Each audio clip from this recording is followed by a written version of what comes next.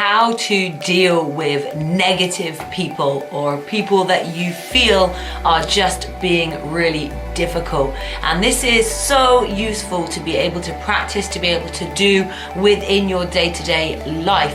And it's one of the biggest reasons or things that stops people building that self-confidence, building that self-belief, or taking the action that they need to in order to get what they want. But also on a even more, for me, important level, it's one thing that really can stop us from being happy every day if we're constantly around these people that perhaps are a little bit more negative than you are, or constantly like to be a little bit difficult or challenge you in lots of different areas.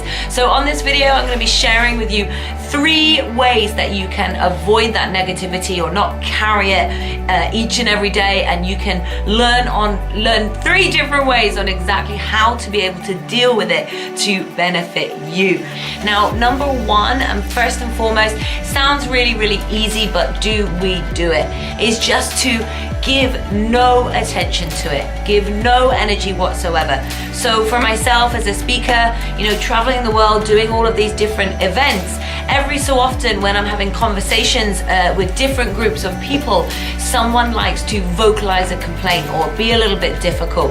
Now, for me personally, in situations where I don't need to, I won't even entertain the energy. I'll just sort of give a little smile and nod, let them think whatever it is that they want to think. I'll just avoid giving any energy to that negativity or even taking it on board to start thinking about myself.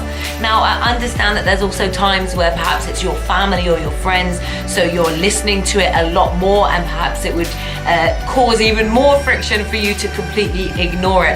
So in those situations, it's about mostly being able to divert your eye contact. So I don't know if you've ever found when you've been having conversations with people, but really holding that eye contact with them, really looking at them deep into their eyes and having meaningful conversations. When you are able to sustain that eye contact with someone, more often than not, you are able to create a deeper level of connection between you.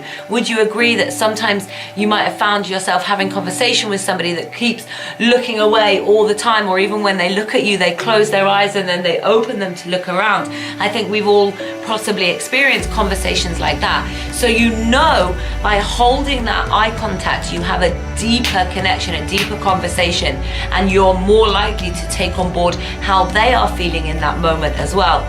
So if you're having a conversation with somebody that you're close to, or somebody that you can't easily avoid being in that presence, then it's about learning how to be aware of your eye contact and not being rude and just completely ignoring them, because that wouldn't be great either, but just being able to flitter away.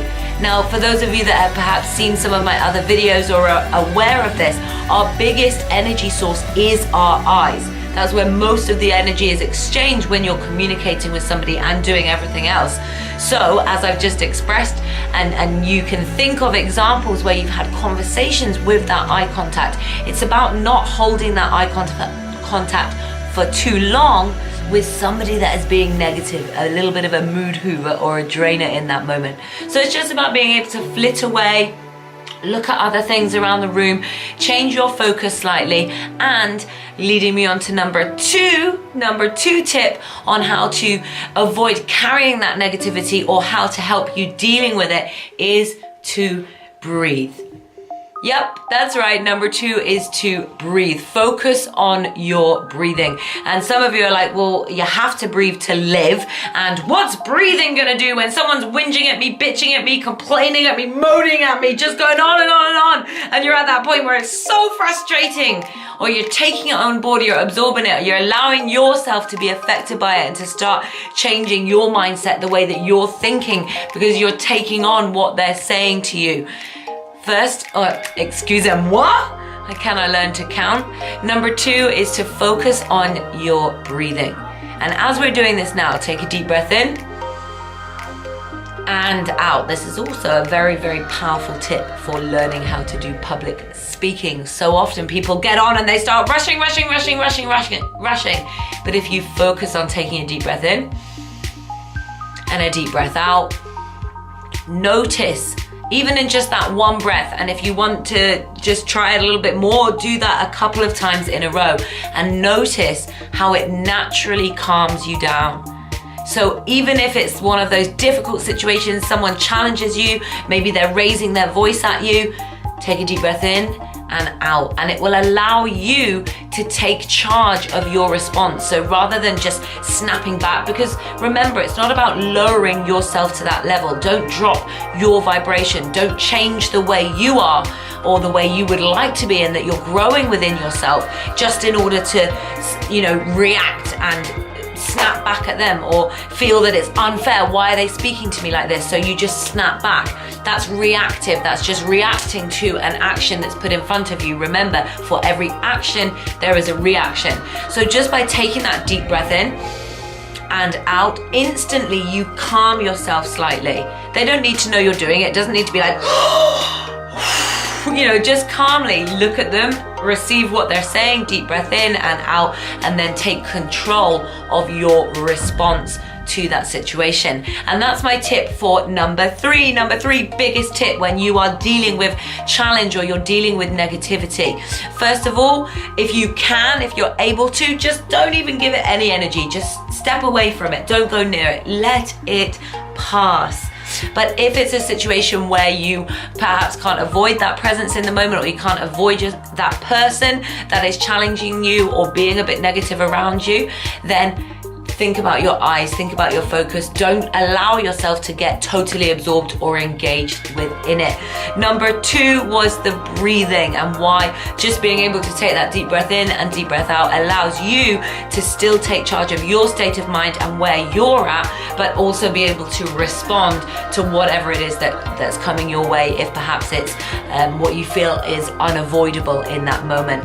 But number three, if you are entertaining it, or if you are not necessarily entertaining it, but if there is a conversation that you are involved in that you want to be able to share or respond back, just take a moment to think, who is right or wrong?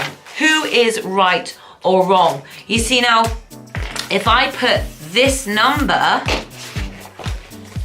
in front of you, I'm not sure if that's forwards or backwards on the YouTube camera now, but it's a number, so I think you'll be able to guess it. I have faith in you guys. If I was to put this number in front of you, two people, so one person here, and then I put that number flat on the floor in front of them, one person would say it was a 6, one person would say it was a 9. And who is right? In that situation, they are both right. They're just looking at it from a different perspective. Now let's give another example for this. How many of you here in the UK, and let me know where you guys are watching from. Where are you tuning in from? I love hearing where people are from and what their thoughts around these videos are. And of course, make sure that you are commenting what these learning processes are. So one, thinking about your focus, changing your focus, your eye contact in those moments. Two, taking that deep breath in to be able to take charge of your response rather than be out of charge of your reaction. And then number three that we're just moving into now is all about that who is right or wrong? What is right or wrong? So as I was saying, here in the UK and presumably in Italy as well, a very, very popular dish is spaghetti bolognese. A spaghetti bolognese. Yeah, I'm English, not Italian, you might have guessed. But spaghetti bolognese. Now, I was actually just having this exact or very, very similar conversation with somebody downstairs, and we had seen a situation from a different point of view. So it's a perfect example when someone comes to you with something you disagree with, or they're disagreeing with you, or there's a challenge or negativity, but something that you don't agree with. Just rewind and say, who's right or wrong? So now you're wondering, why was I talking about spaghetti bolognese for so long? Well, this was the example that we just used downstairs during the conversation. How many of you know how to make spaghetti bolognese? If you do, put your recipes below. I love spaghetti. Well, oh my gosh, I just realized I used to love spaghetti bolognese. And from this year, from the beginning of 2019, I have made the decision to become a vegetarian. Yes, I have made that shift. Obviously, I have my own reasons on why I'm doing that, but I've made the shift to becoming vegetarian this year. So in which case, that's probably even more beneficial now for anybody that watches this video and knows a vegetarian recipe for what can be as close to beef spaghetti bolognese as you possibly can. Please put your recipes below now. I would much appreciate that. But anyway, going back to the original example, who knows how to cook spaghetti bolognese? Now, I bet a lot of you do, and if you don't, learn. Beautiful dish. But I bet a lot of you do. Now, if I came into your kitchen, I also know how to cook it. Do you think that both of us would cook it in exactly the same way? Or do you think there's a possibility that we have different order of what the ingredients goes in, maybe even some different ingredients, but certainly a different order, a different way of doing things? You might put red wine in, another one might not. You might put the onions in first, or closely followed by the meat, so the meat absorbs the onions. But my point is, we all have a different way of making that dish. But does it mean there is a right or wrong? No, it doesn't mean that you are absolutely, this is the right way to do it. There are different ways of doing things, and depending on who taught us, what we learned, what experiences we have, we all have different opinions on what is right or wrong, or our way of doing things. So, when you get challenged by that negative person or that challenging person, and you take a deep breath in and take a deep breath out, let that be your first thought. Could there be another meaning here? I've got to remember that perhaps there isn't a right or wrong in this situation. Maybe I need to express why I did something in a certain way to allow, or maybe I can just choose kindness. And I think it's Wayne Dyer that says, if you have a choice of being right or being kind, choose kindness. So, do I need to be right here, or do I need to be my version of right? Do I need to challenge that? Do I need to explain?